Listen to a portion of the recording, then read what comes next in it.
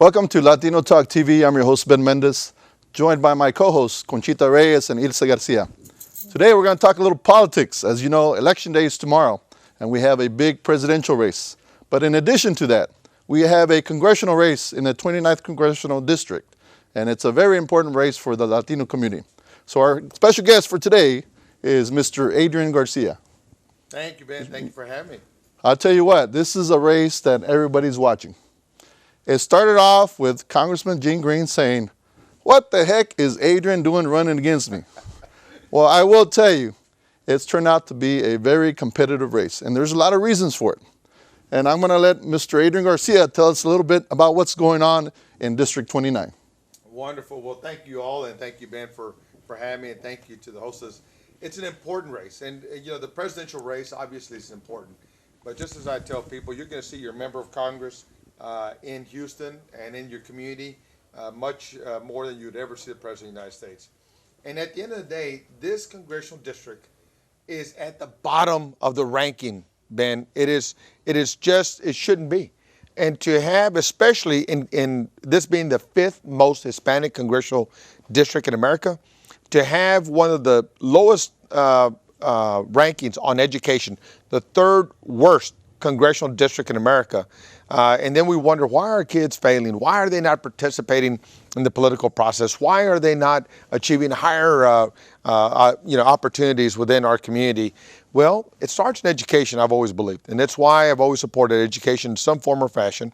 As a sheriff, I supported early childhood education because I believe that if we don't invest in our kids first, we'll end up investing in jails and prisons later. And Gene Green just doesn't get it. When I bring up education, he says, well, the 29th district is never going to be River Oaks. I was so insulted by that because then he followed up, if that wasn't bad enough, he follows up with it later saying, the only way we're ever going to get to River Oaks is that if you work there. So it's okay for us to cut the yards, wash dishes, clean the houses, wash the cars, and maybe fix the roof, but to own a mansion, to aspire to be a millionaire. And you know what? Then he says, well, River Oaks doesn't need trade skills. That's why, we're not the River Oaks. Okay, so you mean that our community is only viable enough for blue-collar jobs, that it's important for us to learn how to use a shovel, how to learn how to use a hammer, honorable jobs. I'm not going to take that away from anybody because I've done some of that myself. But to sit back and say that I'm going to work hard to keep you a blue-collar community, because that's what we've always been, is extremely short-sighted and insulting to me as an individual, and most especially insulting to me for the kids of the 29th Congressional District. Well, let's talk a little bit about the history of the 29th Congressional District. As you know, we have a long history of not having a Latino congressional district. And that seat was specifically created for Latino. And we're talking back in 1992 based on the 1990 census. So it's been a long time since he's had that seat. And supposedly it's a Latino district, and yet we have no Latino representation. So he's been in that seat for 24 years now? Yep. Is that correct? That's correct. 24 years, and he has not had a race like this, I can tell you that right now. He spent a lot of money on advertisement. Just recently, you saw it on all the stations, including cable and radio, and he's out there promoting himself like he has never done before. And I bet that he's using a lot of monies that he received from the oil and gas industry. Oh, don't get me started, man. Look, Houston is the oil and gas capital of the world, and that's a good thing. But it doesn't mean we should only be the oil and gas capital and not be good to our neighbors. Gene has taken over $1 million from oil, gas, and chemical companies, and it supported him and encouraged him to vote 133 times against clean air, clean water, and renewable energies. And it is why the environmental activists out of this area are supporting me. The Para family and others, and most recently, Sissy Farenthold, an incredible legend in Texas politics. At one time was the only woman serving in the Texas House, later ran for governor twice, and almost became the first woman to be on a presidential ticket.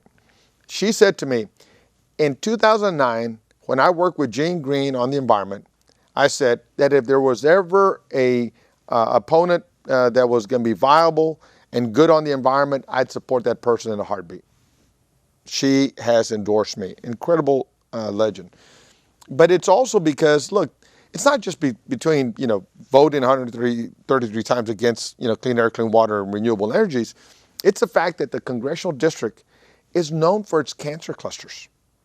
We have kids growing up in this area that are 56% at greater risk of developing cancer, leukemia, or some form of respiratory illness or lung disease. Now, one of the cancers that I recently learned about, it's eye cancer amongst children. And just recently, some of you may have seen the Newsmakers show, and Gene was trying to say, well, I looked at the studies and his numbers don't add up and blah, blah, blah, this and that. And I jumped in his face because I said, if one child has cancer in your district, you ought to be asking why.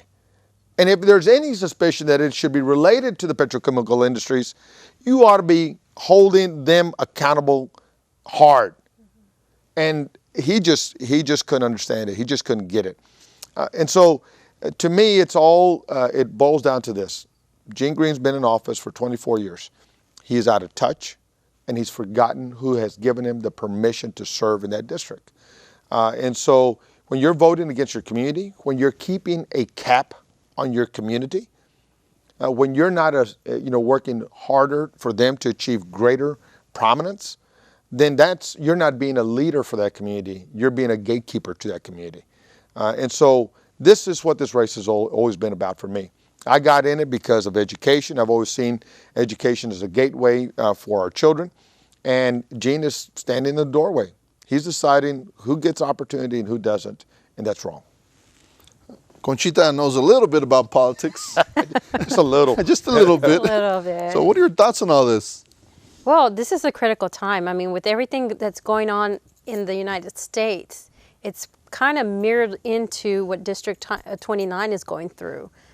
We have someone that says that he can represent, District 29, but yet brings CHC, outside Latino representatives from, Congressman Becerra, coming in to talk to his own voters, supposedly because, they're endorsing him, but really it's to do an outreach that Adrian could easily do. He speaks both languages. He knows what needs to be done in District 29. He can be our voice in District 29. Well, one thing that really surprised me, because I was with Adrian in his mayor's race, he's a different candidate.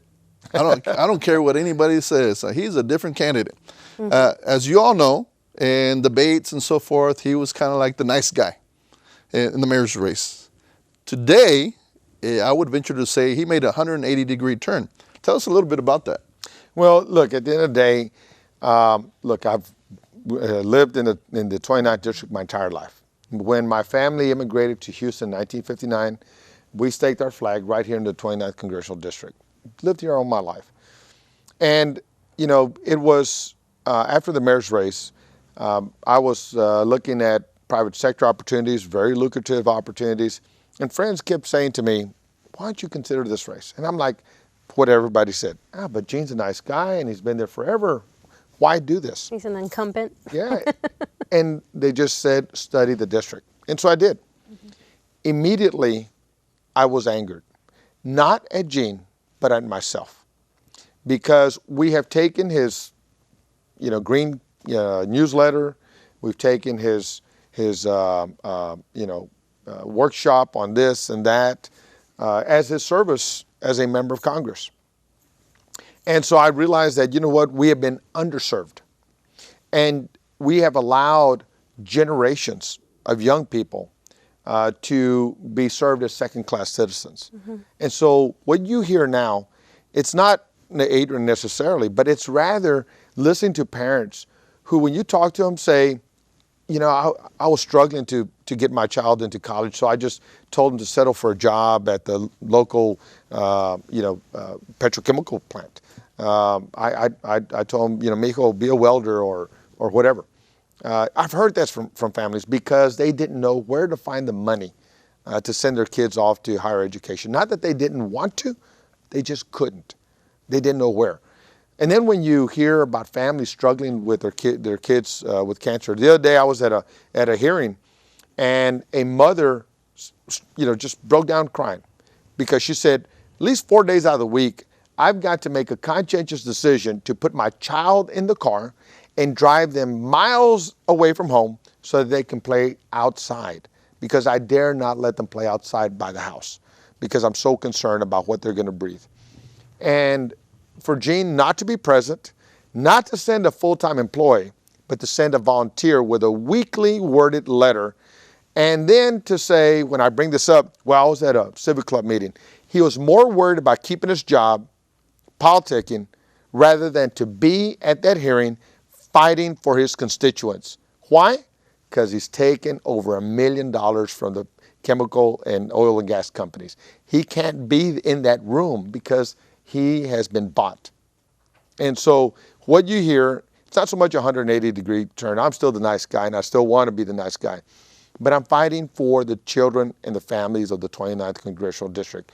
And what I hear is anger, frustration, insult, because, we can't be the next River Oaks.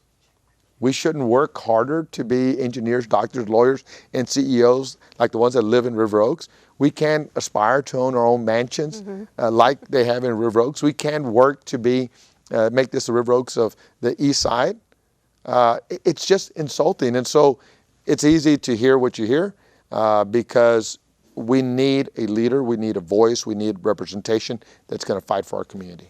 So you live in the East End. So I do. You're in the heart of the district. I am. And so that was one of my questions for you, Adrian. So I grew up East End and this district, and my father has always voted for Jean Green, along with myself.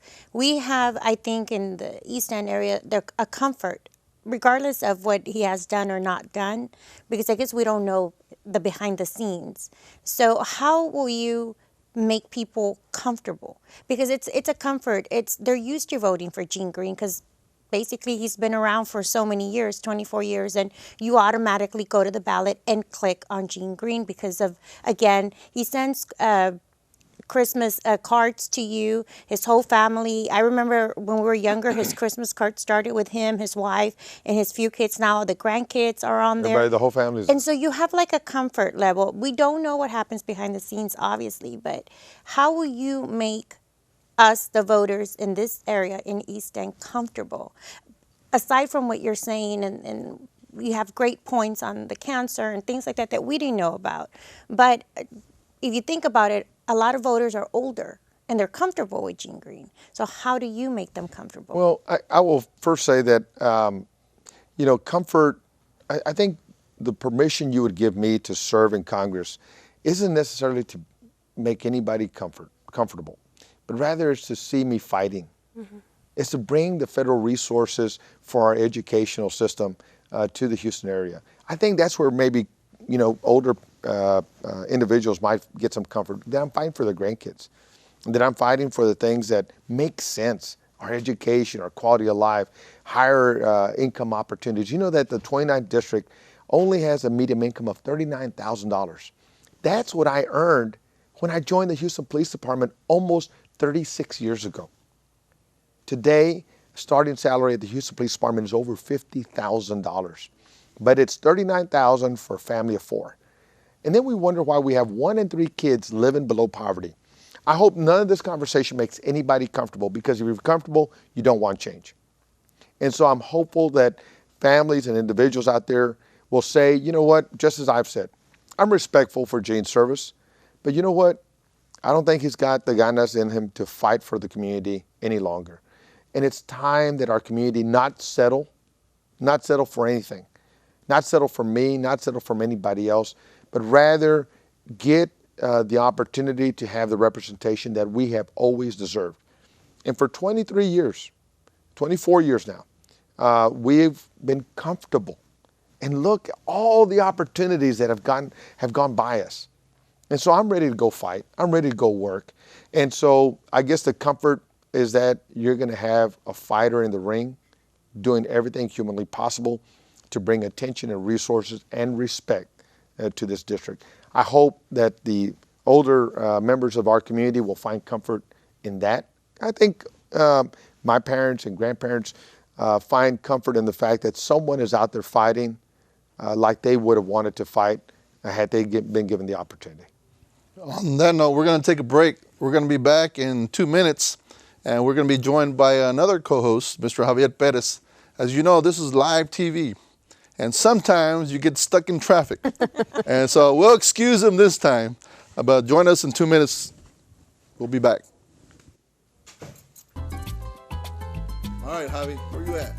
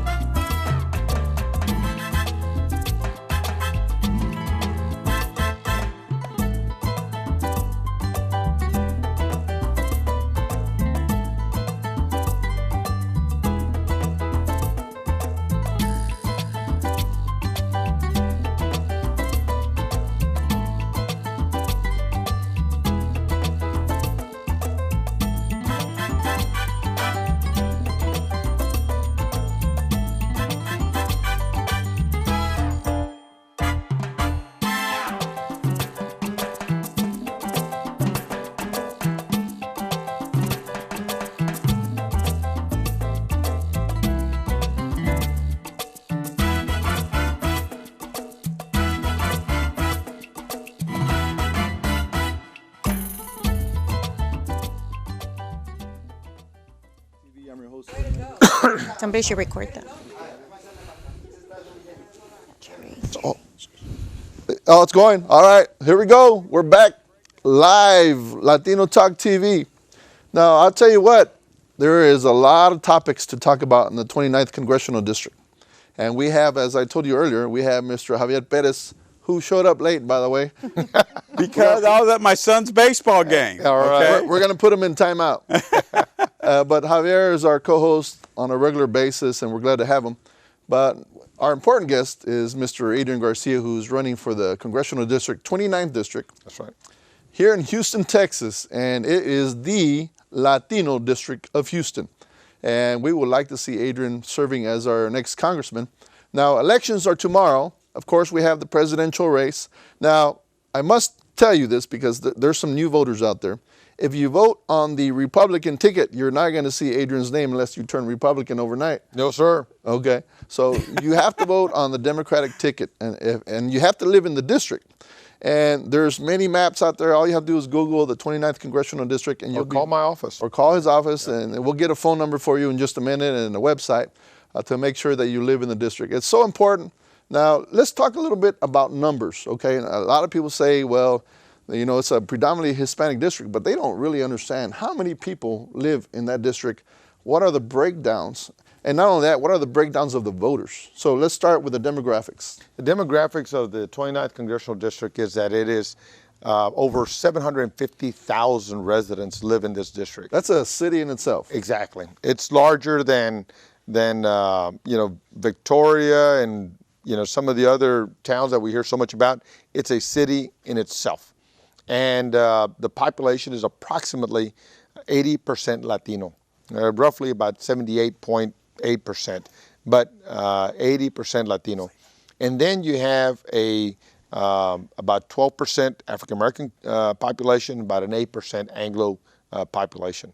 And so it is principally a Latino district, but in terms of voting, it is 50% Latino, 25% African American, and 25% Anglo. Man, what a breakdown. It's like cutting a pie right there. 25, 25, 50. Yep. Interesting. Exactly. In Asian community, what percentage?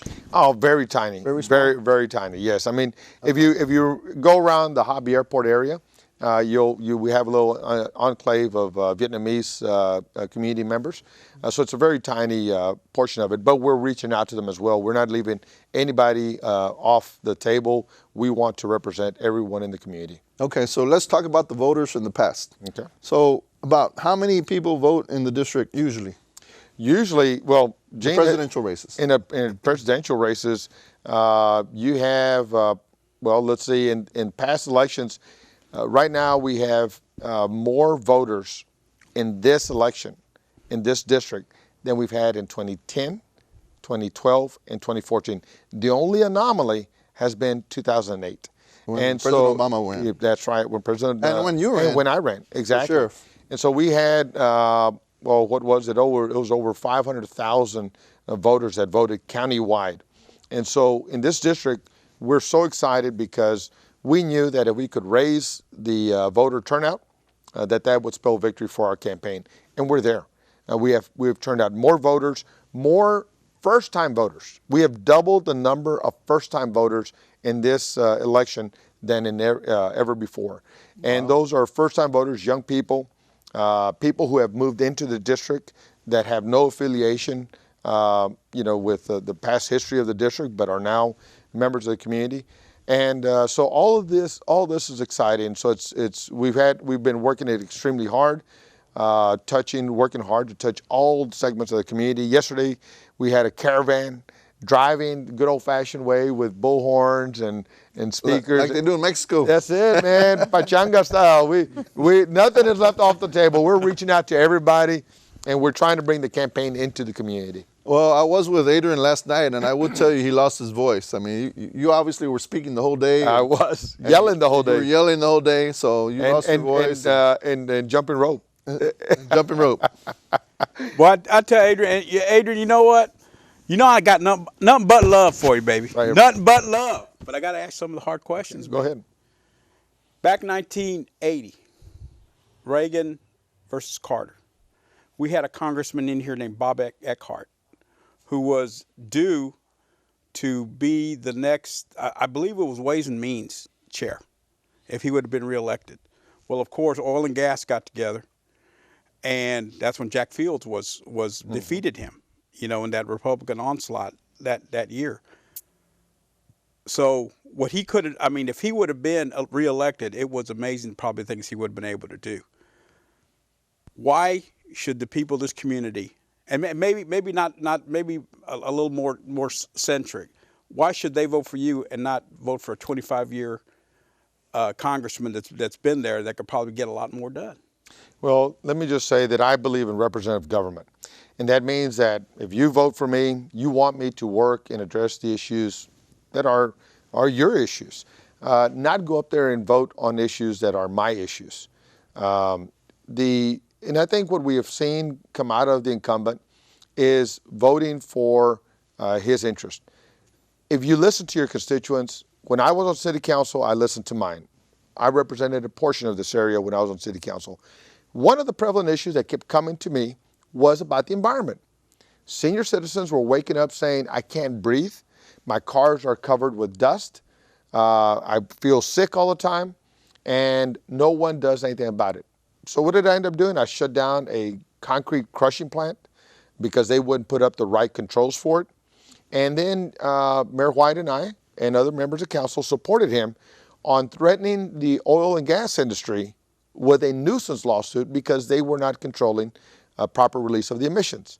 That was totally controversial, but you know what? The industry got its act together, became compliant, and it got better.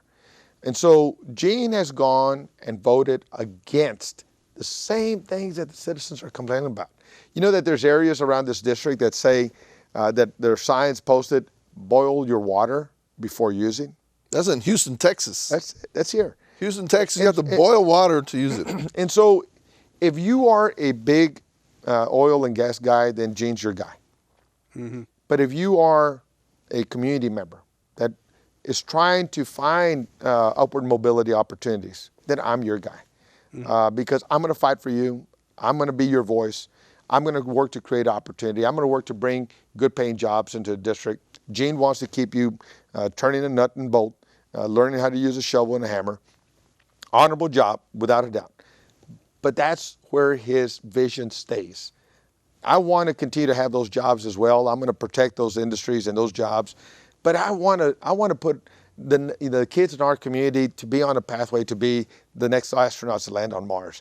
I want our kids to be the next oil and gas CEOs of this company, building clean energy companies. I want the next architects and engineers to be coming out here.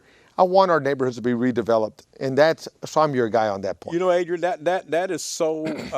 That is such a great view to have because being with the Leadership Institute, And just let me say, class 14 is graduating. The NHP Leadership Institute is graduating this coming Thursday at 6 o'clock at TBH. We have probably close to a dozen NASA people in this class. And one of the things that they've said, and that I've talked to, what's Carlos' last name? Juan Carlos. Juan Carlos Lopez. Lopez, who's one of the head engineers for NASA, and very intelligent young man, about 26, 27 years old, who actually spearheaded the effort to have the Mexican Space Agency collaborate with NASA. And at first, he said when he brought it to me, it was a big joke, even to the people at NASA. Oh, Mexican Space Agency, ha ha, get Donald Trump on the phone. Let's get a great joke from him, Well, you're going to need space ships to cross the wall that he wants to build. But let me tell you one thing, and I told him, I said, Juan, tell me about the Mexican engineers, and I said, I kind of think I know just from the history, just to think, hey, Mexicano, the Mayans built pyramids. They were some of the greatest engineers ever. That's right. And he told me, he said, the Mexican engineers from the Mexican Space Agency are some of the best engineers in the world. Mm-hmm. And that is something to be proud of, and that's just what people from our culture are capable of. That's right. And I think we need to push them that direction. That's right. Absolutely. Not said limits. I mean, why talk about limits? If not, let's talk about potential and capacity and capability. That's what I want to feed our kids every single day. And so I built, education, as I said earlier, is my number one platform agenda. I've already built a 5-point plan around education, building a academic congress, a school congress where I'm going to be working with superintendents and the principals, visiting every campus every single day, but also working to bring in, I visited the Harmony schools this past weekend. I was blown away at the things that those kids are doing over there. And the first thing I said to the superintendent is, when I get elected, I want you to bring a Harmony school to the East End. And he says, I'm ready. No one's asked me. Yeah. No one's asked me. I mean, kids are building cars that are water powered. Kids are building cars that can go 300 miles on a pint of gasoline. Wow. It's just phenomenal. I mean, kids are already learning how to identify DNA strands out of strawberries. I mean, it's incredible. But you know what? Every one of these kids, it looks like us in this room. Those kids have said, well, I learn through project learning. I mean, they get you in there, get your hands dirty, get your hands wet. I mean, actually get you physically learning as well as intellectually learning. And one young lady says, now I'm confident that I can become a doctor. I started taking biology classes, didn't feel if that was for me or not, but now I know I can be a doctor. And that's about what I want to do. expectations. Exactly. And also touching on that. Exactly. Touching on that and equality, and the 29th Congressional District has a lot of Latina voters. Yes. Lots of Latina voters. Yes. So, and when you're talking about equal pay, finding quality jobs, keeping quality jobs here, where do you see the Latina, how important is the Latina vote for you? Extremely important. First of all, I got 2 Latinas in my household, my wife and my daughter. The boss is at home. The bosses of me, as they say. But look, my daughter, God bless her, she's in Africa right now. She's studying about the reconstruction of the genocide in Rwanda. And when she brought that idea to me, I told her, Mija, if that's where you want to go, that's where you're going. I want to make sure, again, no limits for anyone, for Latinas, for Latinos, no limits, because it's about fulfilling your potential. And so it's about making sure that, the CEO never says, Mr. CEO. The CEO is for that chief executive officer, whether it be a woman or whether it be a man. And I would just see it be a woman because I'm proud of my daughter. By the way, Rwanda's not in Texas, right? No. Rwanda, Africa. So let's talk a little bit about immigration. Now, as you know, that's a big issue in the 29th Congressional District. So there's a lot of folks that say, well, Gene has helped me with my papers and I've become a citizen because of Gene.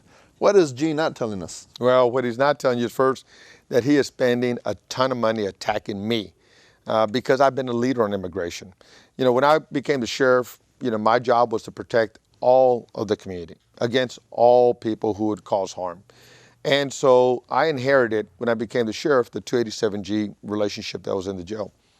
And when I heard the community express concerns, I never shut my door. I never shut my mind, but rather I brought them in, started to work on it. In fact, I even brought in a dreamer to guide me on the policies and processes that we're doing to make the program better. All of this input came together for me when I was able to go to the White House to visit with the president. And I put all these issues on the table and I said, Mr. President, the community is complaining about this. It's complaining about this. It's complaining about this. And I believe that the input that I got from the community, I'm not going to say that I created this change, but the community empowered me with information that I listened to, held public meetings, some of them very painful. But I listened to the community and put those issues front and center and advocating for looking at how we dealt with illegal reentries, which was the principal reason why people were being deported from what we heard to be low-level offenses. Met with the Secretary Napolitano, Secretary Johnson, but worked to create reform.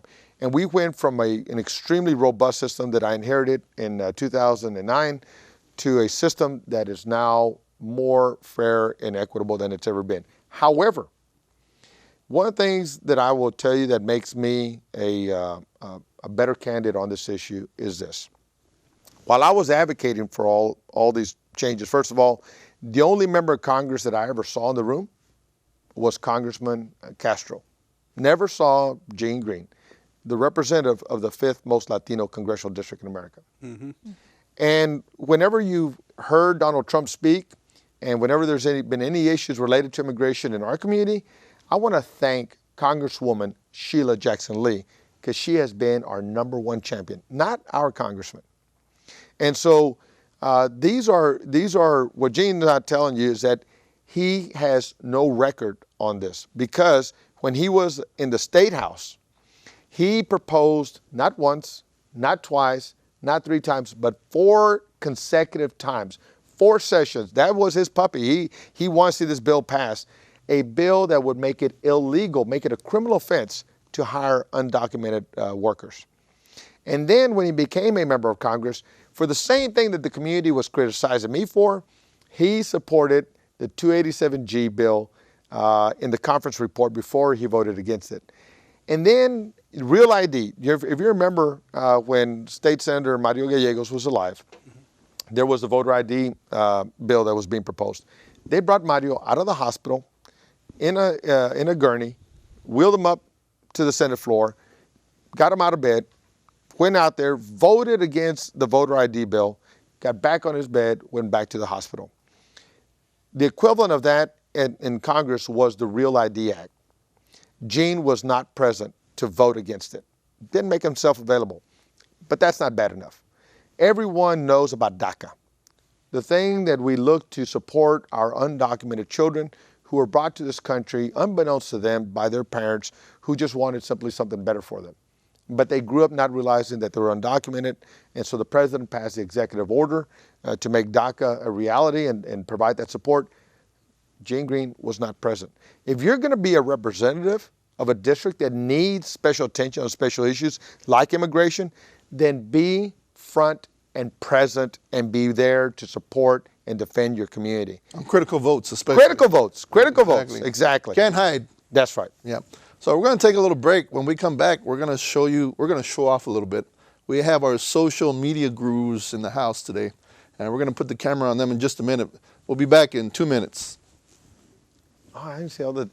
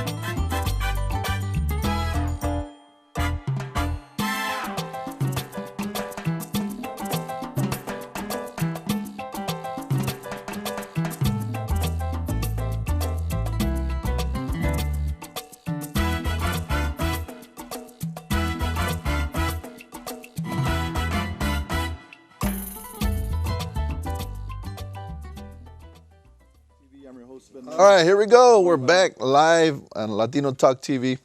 Now, I will tell you that we are missing one important aspect here, the Trump factor. Oh, So let's talk a little bit about the presidential race. As you know, we have some folks that are running on the Republican side that have created a circus atmosphere, and I do mean a circus. Is Barnum Bailey in the house? P.T. Barnum. all the clowns are. The Barnum Bailey circus? The clown car is Right? is pulling Cool. up to the front door. Well, I will tell you, it is creating a stir all over the country. Whether you're for Trump or against him, thank you, Trump, for bringing out the voters. That's all right. I got to say. That's exactly Yeah, right. so how does the Trump effect affect you? Well, it supports me because it's really motivated Latino voters to realize that, you know what, if we remain complacent, somebody like Donald Trump could be elected. And, Right. and create, right. and all that guy is doing right now is creating incredible hate, incredible division, insulting the Pope. I mean, just the guy knows no bounds. You know, if there's someone you don't want to pick a fight with, it's the Pope. Right, Come on now, right, guy. right. I mean, and this person is a person who wants to be our president. Really? Right.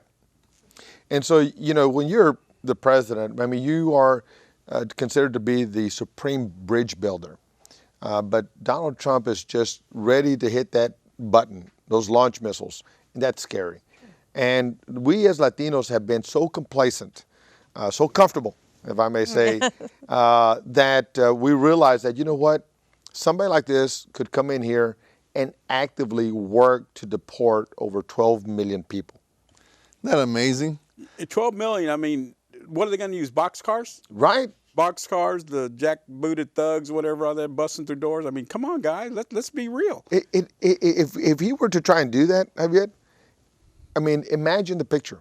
Imagine this. Absolutely. It would look like the Holocaust all over again. Absolutely would look like the Holocaust. Roll them up on the trains and roll them out. That's right. I'll tell you what, how does Hillary running affect the way you think about the presidential race? Well, I am for Hillary Clinton. I know there's a lot of voters out there that find a lot of fault with what she has to say. But if you really look at it right now, what she says, you just have to take away the things that people have found about her, emails, things like that, put that aside.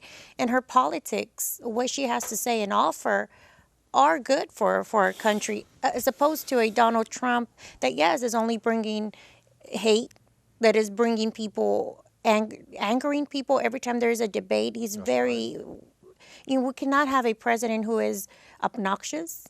We cannot have a president who is not a humble person, even though, you don't associate that with being president. But yes, you're going to be the leader of a free country. That's right. And you need to be humble and understand that the voters put you on there. You know, Well it said. amazes me. It amazes me how these people can back Donald Trump when he says some of the things that he says. I mean, just as says open-ended statements like, let's go ahead and we're not going to let any Muslim immigrants in until we figure out what the heck's going on. What a stupid thing to say. I mean, so what? You're just gonna throw the Constitution out the window? You're just going to throw, the judicial process out the window? I mean, what a stupid thing to say. For people to actually believe that he could actually do something like that, I mean, that's what really scares me. Well, the people that aren't standing up. Well, and to your point, Javier, think about today it's Muslims. Absolutely. Tomorrow it's another community. It could be Latinos Hey, next. that's, you know what, and I hate to say it, but that's how Hitler did it. That's right. That's how the Nazi Party did it. Could be the Catholics. You got to be careful with that. I mean, and the thing that alarms me the most is that, I think we can all find some fault, as you were alluding to with any president, whether it's a president of your particular party or the other side.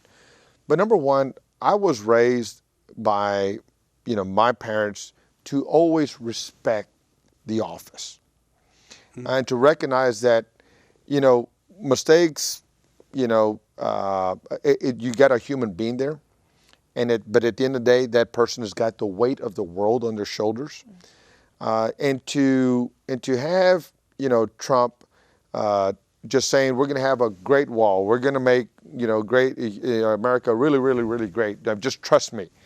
And then he goes on with these divisive and hateful blanket statements about, just various communities, not recognizing the fact that we are a nation of immigrants. And when he gets into those areas, people who have had some degree of frustration pent up for whatever reason, maybe because society is changing, the face of America is changing. It's looking more like America. Yeah, Absolutely. It's looking more like us. And for some people, if they're not comfortable with that, the things that Trump is saying is creating an ugly part of our society to re-emerge, and that is problematic. What? Just real quick, why don't you scan our social media gurus over here on this side, just so they can see who's over here filming. And I'll tell you what, we have a great team. Miss Pat is going to have to show them on the camera here. We're looking at our social media gurus. Look at that. Stick your head out, Virgil. You can't see you. What do you think, Adrian? Yes. Hey, Live TV right there. Yeah, I know. The On Facebook Facebook. Live. Yeah, exactly. We're using that in our campaigns. But thank you all for being a part of this and taking the show to another level. This is great. So we have, as you know, they have tons of followers. I don't have to say anything more than that, right? They have tons of followers.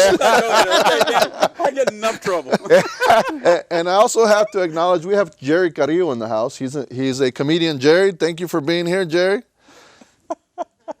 He's running Jerry's a for great president on the Republican ticket as well. He's going to be the vice president, Trump's running mate. Right. Hey, speaking of running mates, we hear Mr. Julian Castro will be the running mate for Hillary if Hillary wins. What are your thoughts on Julian? Oh, that would be exciting. I mean, look, I'm Texas proud, and to have the vice president potentially come from Texas and San Antonio, and the fact that he's got the name Castro, and it's someone who understands the Texas and the community well. It is nothing but exciting, and so I'm proud. But you know, the Trumps are going to say, "Well, he's just Castro." Well, that Cuban? Yeah. No, they're gonna start. They're gonna start looking for his birth certificate. You know, Exactly. and they're gonna relive that line from the Cheech and Chong movie. Where were you born? Where were you born? Well, he was not born in Canada. Right. And he went to an Ivy League school. Yeah. He was Bright an guy. educate. Actually, both brothers are. Yeah, that's right. They're educated. highly intelligent individuals. So I'm very excited for them. I'm excited for us, not just us as Latinos, but as Texans, and we should be proud of that. And there again goes why, as you just alluded to, highly educated Harvard grads. It is why aren't we talking about encouraging our kids to shoot for the Ivies? And what I always tell parents is that, just anima, just encourage your kids. We'll figure out how to pay for it. That's not going to be your worry. We'll figure that out for you. But just keep pushing your kids to do better. Absolutely. You were going to say something before I cut you off. Oh, no, we were talking about the Trump effect, the whole thing. And I was just asking, what is your opinion? Even running for local offices or Congress, he's not a politician or has any background in politics. He was not a senator before. And usually you see people who run for these positions as president, Congress, they have a political background. I mean, I personally think there should be some sort of rule inserted in there that he's a businessman. I don't think he has that connection with the public other than on a business side, not on a personal, not on a what happens in your community side, because he was never a politician. Yeah. Well, Go I'm sorry. I just want to say, it's obvious that Donald Trump is feeding on that ugly side of American society. That ugly side that's raising its head, and that's what, as Latinos, that's what we need to be not scared about. We need to be aware about it. That's right. And we need to mobilize, That's and right. we need to do the things that we need to do to make sure that doesn't happen. That's exactly right. But going back to your point, he is a businessman, and if you hear everything about his conversation in terms of the debates and when he's addressing his audiences, it's all about how he's going to make the best deal. And you know what? Government is it's a unique thing. It's not a business enterprise, but it's a system that works to keep our society together. And you can't make a good deal off of it. You can work to lower taxes. You can work to control inflation. You can do various things. but it's to create an ecology that allows our society to continue to thrive and move forward. It's not a business deal where you can tell someone, hey, either you pay what I'm asking for or walk out the room. You can't tell that to the dictator out of North Korea. You can't tell that to someone else for fear that there could be incredible retribution out of those kinds of circumstances. And so I worry that he is presenting a strictly entrepreneurial type of approach to the office, because at the end of the day, what you are looking for, at least what I'm looking for in a president, is someone who's extremely skillful at governance. And governance means that you've got to be able to listen to all people, whether you like their opinion or not. And you can't sue them. And you can't sue them. Exactly, exactly, like he's been known for. And so you have to be able to find the ability to look at the least as well as you look at the most mighty, and understanding that they're all people, no matter their socioeconomic level, they're all people, and you have to respect them. That's governance. And I don't think that Trump has a perspective on respect of people that he will be responsible in governing. And this for sure isn't an on-the-job training kind of job. No. I mean, my goodness. I mean, it takes a lifetime experience to actually do the right. president's job. There's a reason why you come in with black hair and you leave with gray. There's a reason. That's right. I was listening to the news today, and they said that Trump had 137 lawsuits against him today. 137. Can you imagine? And he doesn't win all of them. I don't care what he says. Yeah. He cuts deals and makes them go away. That's right. He hasn't the money to do that. So it's unfortunate that we have someone that looks to lawsuits to fix a problem instead of working out. Governance. It's an art. It's a skill. It's a necessity to make the community work. Okay. So let's talk about with the. Before we do that, let me go back to one thing. Okay. And I wanted to bring it up with Adrian. I know he's been heavily criticized because of 287G. Yeah, we talked about that. Remember when you were late? I We talked about that. I heard it. But listen, I just like to make one point, is that as sheriff, and it's been said, and Jerry Carrillo, do not steal this joke from me, okay? Because it was said that Adrian got rid of more Mexicans than diabetes, okay? That's my joke, okay, Jerry? But as sheriff, you cannot pick and choose which laws you enforce and which laws you don't. That's correct. In fact, the sheriff in Dallas is being challenged by Governor Abbott because he chose not to do certain things as it relates to immigration enforcement, and it's causing a lot of problems. But at the end of the day, it brings me back to this one thing, and that is that comprehensive immigration reform. It's not. Gene says, well, I vote for it. Well, I can vote for it too. But what things of this nature need are champions. Mm-hmm. Someone who's willing to go to jail. I mean, Congressman Al Green, the African-American congressman of our area, was willing to go to jail in another city over a protest on behalf of the community. That's the kind of leadership that we need to have. You're looking for a champion to help pass this kind of law so that we can resolve this question of 287G and what the relationship between law enforcement and ICE is going to be. But I'll say again that I learned a great deal from that experience. And I've already sat down with community activists to let them know that, I worked hard to do my very best to keep the community safe. Because regretfully, whether we want to admit it or not, some of the people who prey on our community look like some of the people who live in our community. And we can't lose sight of that. But at the end of the day, it's about understanding these things and then having the law that governs us on how we're going to deal with families who have already laid roots here, who are raising children here, who have jobs here. And no one in the country has barely tried to get that genie of immigration back in the bottle when they could have done it 60, 70 years ago and chose not to. And now we have this whole phenomena amongst us, and you just can't look to these laws of 287G or secure communities and think that's going to fix it overnight. So we have a little bit of time left, but I do want to cover the gun control. As you know, Mr. Congressman Gene Green has had the support of what is it called? The NRA. And obviously, as a former sheriff, you've had a lot of issues dealing with gun control here in Harris County. So tell us your thought on that. Well, first of all, I'm all for the Second Amendment. I own my own guns. I've been a law enforcement officer for almost 30 years. But, the things that I care about and that I think that are meaningful to our community and should make common sense, it's not even gun control. It's gun safety. I mean, when Gene votes against child safety locks for firearms, and then I remember in 2015 when 6 kids, 3 and 4 days, man, 3 and 4 days, got a hold of firearms for whatever reason. I mean, there's people who say, well, that's their fault, for getting a hold of the gun. For whatever reason, a child got a hold of a gun and killed himself or another.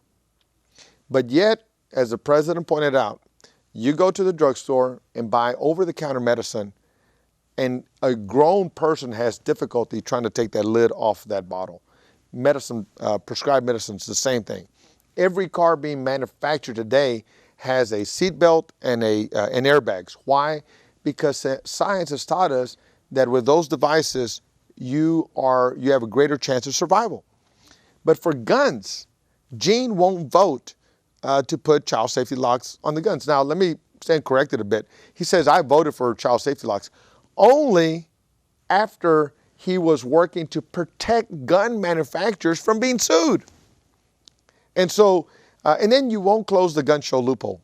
I mean, we won't let a terrorist get on an airplane because of the watch list, but they can sure walk into a gun show at a convention center and buy a gun, no questions asked. Well, that's why they're supporting him, right? That's right. They put a lot of money into his campaign. When he ran against Ben Reyes back in 1992, the NRA put some serious money against Ben Reyes. And they're doing it again. And they're doing it again to Adrian Garcia. That's right. And I will tell you, there's a lot of lobbyists out there that are pushing green as well. And that brings another point. So the lobbyists have control of Gene Green. So I'm not going to go into a lot of detail on that, but you know better than I do, there's a lot of people that he's sticking for that he shouldn't be sticking for. He should be sticking for the community. That's right. People that live in the district and their needs. That's now, you tell me, what has he done for our community that really stands out? Well, that's why I'm running, Ben, because I can't think of anything. And when he starts with, we're never going to be River Oaks, and River Oaks doesn't need trade skills. I mean, when you start with that attitude, I don't know whether Gene should have ever been elected if he didn't get elected to represent the community. And so I can't think of what he's done. I challenge people, give me 5, give me over 23 years. Those things should come off the tip of everybody's tongue who's lived in this community for any length of time. No one can tell me. What they can tell me is what he hasn't done. He hasn't voted for clean air, clean water. He hasn't voted for child safety locks. He hasn't voted to increase the median income of families in the community. He hasn't been a champion for education. The other day he said, "Why vote for education? My wife's an educator. There's no way I could not vote for education." Again, it's not about a vote. It's about leadership. Understanding that 58% of the district only has a high school diploma and only 9% has a college degree. Lowest in the country? Third lowest in the country. Wouldn't that motivate you to say, I got to bring the Secretary of Education down here. I got to find an answer. I got to, create an earmark for education. I got to do this. I got to be the champion of that. This worries me. I'm frustrated. I'm angry. I'm going to be at the school board meetings every night fighting for this and fighting for that. Nothing. Thank you for the vote. But any one of us can take that vote. It's about being a champion for the community. And so you tell me, better yet, what he's done. I'm running so I can go to work for you to fight for these issues that I'm talking about. I'm going to save our last question for Ms. Elsa Garcia. So let's fast forward and you won the election. What is the first thing you're going to tackle on your list? Education. Education. From day one of this campaign, it started with education. I've already created my multi-point plan to deal with education. That will be my number one agenda, no matter what else we have to contend with. Secondly, it's going to be comprehensive immigration reform with a pathway to citizenship. And then it's going to be bringing higher paying jobs into the district. It's going to be working with the community to address the environment. taking those important votes so that we have clean air, clean water, renewable energies. And you know what? He likes to tout that one, clinic in the community that he may have had something to do with. Well, thank you for that one clinic. But memo, newsflash, we have cancer clusters in this district. We need more than one clinic. Thank you very much. And so I'm going to be working with the medical center to do everything I can to bring important access to healthcare into our district. We still have the highest percentage of uninsured children in America in the 29th Congressional District. So Incredible. you tell me what he's done in 23 years. I don't know. Those are some big numbers. I You don't know know. what, Ben? And this all goes back to the original 92 election. There are a lot of shenanigans that happened in that election that were able to get Gene Green elected. You know, you can give a history class on that, I know, because a lot of stuff that shouldn't have happened as far as who was allowed to vote, and which, I mean, it was crazy. I didn't realize that until you brought that up to me. I remember me and Ben were talking about it a couple weeks ago. And so this is a whole new ball game for Gene, and I just like to wish Adrian best of luck. Best of luck tomorrow. Tomorrow's election day. That's right. So You're carrying a lot of weight for our community in this race. Well, and you know what? I've always said seeking elected office, it's not to develop a golf game. It's rather to work for the community every single day. And I believe that I've gotten here because I have worked hard. I've been focused on what the needs of the community has been. And there's no greater election, I think. The mayor's election was important, but at the end of the day, when you heard all the conversations about the mayor's election, mass transit, well, there's a strong federal tie into that. Affordable housing, there's a strong federal tie into that. Higher paying jobs, there's a strong federal tie into that. The environment, there's a definite connection to that. And education, it's important. Hate to cut you off, but we have run out of time. So we'll see you next week. We have this show every Monday, by the way. Live television from 6 p.m. to 7 p.m. right here in the Houston Media Source. So we'll see you next week. Don't forget Ciao. to vote tomorrow. Vote tomorrow. Vote tomorrow. Election day is tomorrow, 7 a.m., 7 p.m. Adrian Garcia for Congress.